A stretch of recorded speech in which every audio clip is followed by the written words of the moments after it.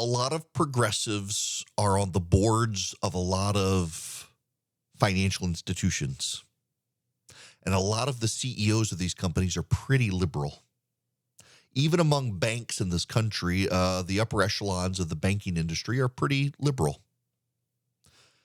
And they don't like guns. The Obama administration began a program behind the scenes during his years through regulatory outlets to pressure banks to cancel ties to gun manufacturers, gun makers. They also did it to insurance companies to cancel ties to ammunition companies and to gun companies.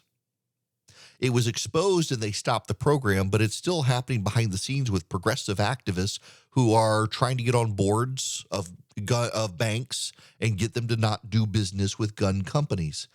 At some point, the conservatives are going to have to fight back on this, probably very much like with ESG, where conservative states say they will not do business with banks that refuse to do business with gun companies. The left is already in a position where they're doing this with states, saying, we're not going to do business with you if you do business with gun manufacturers. The right has to respond in the exact same way and force some level of neutrality among these companies. Wells Fargo, Bank of America, the like, they're all progressive to begin with. They're all in on the diversity, inclusion, and equity agenda. All of them are. And all of them are easily persuaded by the left to oppose gun makers, gun dealers, ammunition manufacturers. You got to strike back. Some states are beginning to pass laws saying you cannot discriminate against the firearms industry. In Oklahoma, a FIND Act has been introduced, and the FIND Act essentially prohibits discrimination against gun manufacturers. Texas is investigating J.P. Morgan and Citibank for discrimination against gun manufacturers. One of them, I think Remington, one of the gun manufacturers has moved its headquarters to Georgia. I would submit the Georgia legislature should pass legislation prohibiting financial institutions from discriminating against the firearms industry. Pass that law and give them some protection, and refuse to do business with banks that discriminate against the firearms industry. There is a way to fight back on this stuff. You do not have to surrender it. But there's something more here too. I'm a little bit perturbed and concerned with the hucksterism of some people purportedly on the right who are starting to build financial institutions that are branded as anti-woke. I'm not opposed to building financial institutions and others that are anti-woke. I do an endorsement on this program for Patriot Mobile. They're a Christian conservative cell phone company, and they were actually chartered with the purpose of building their profits and contributing to the conservative movement, because it's what progressives have done. Progressives started a cell phone company that did this, and Patriot Mobile is the response.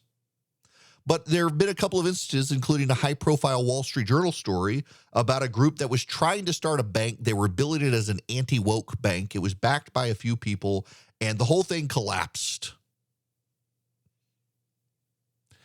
There are others out there doing it, and this is the next round of grifterism on the right, where the grifters come in and they take advantage of people claiming they're going to start some sort of bank.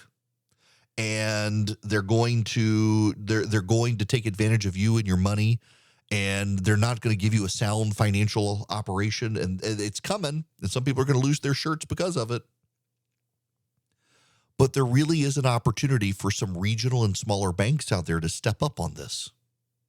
There are a lot of small banks. They want to become big banks, and many of the small banks want to become acquisition targets to bigger banks. But there are some banks out there that I think the market is ripe for these banks, regional banks, to step up and fill the void. And I wish they would.